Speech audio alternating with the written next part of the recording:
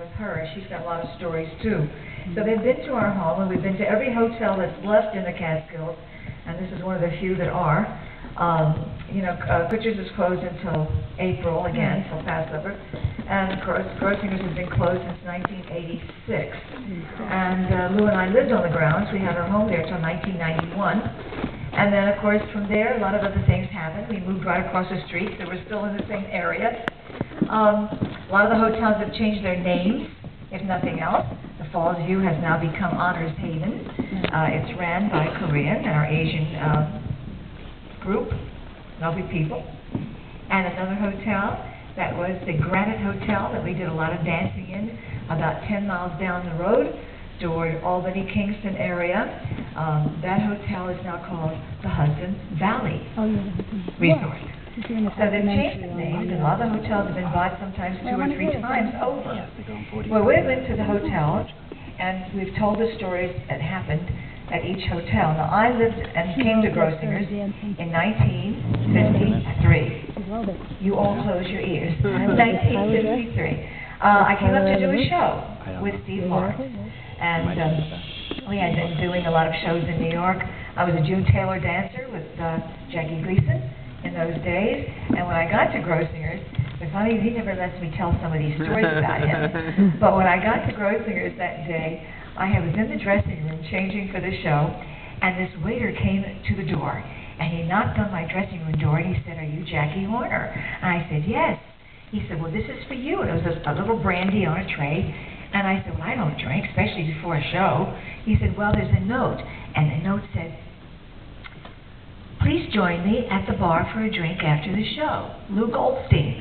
I said, "Who's he?" He said, "Ooh, he's a Grace here. He's the big shot here. It's why you're here. He does the shows and the activities. I would suggest you at least go say hello." So the show was over. I get all dressed up.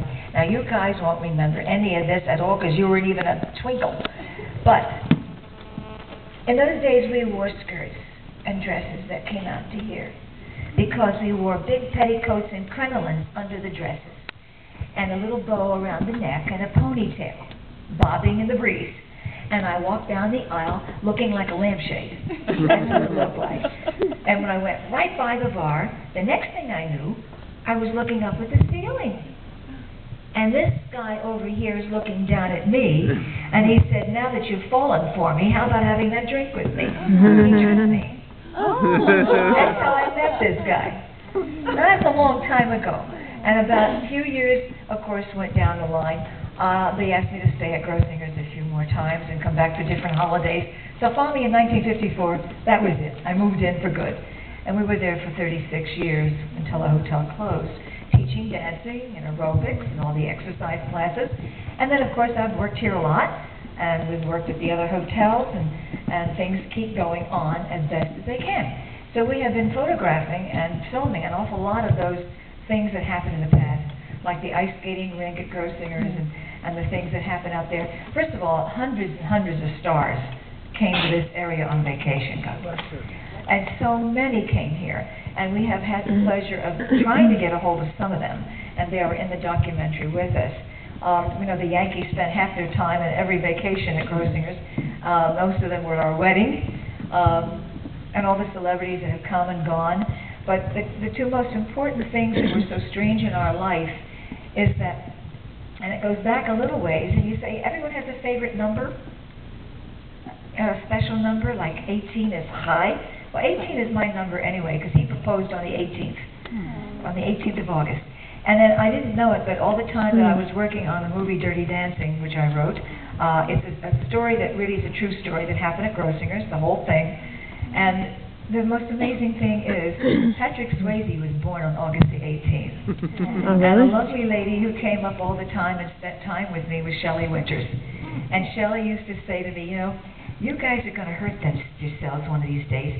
These floors are very hard, and you're doing lifts and you're practicing all day. Why don't you come down to the lake and practice your lifts in the lake?" And I used to keep a diary, and I wrote these things down.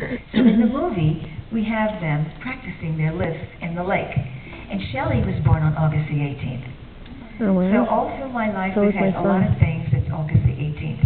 And And every time that day comes, thank you. So we get a special number and look back. That's a good day. That's my son's birthday. My first child was born on that day, too. Oh, his 18th, Yeah. his first child? It Yeah. happens to be such a lucky time. Yes, dear. Tell them what happened with the rabbi. Oh, well, I won't go through the whole wedding, but it was a funny wedding.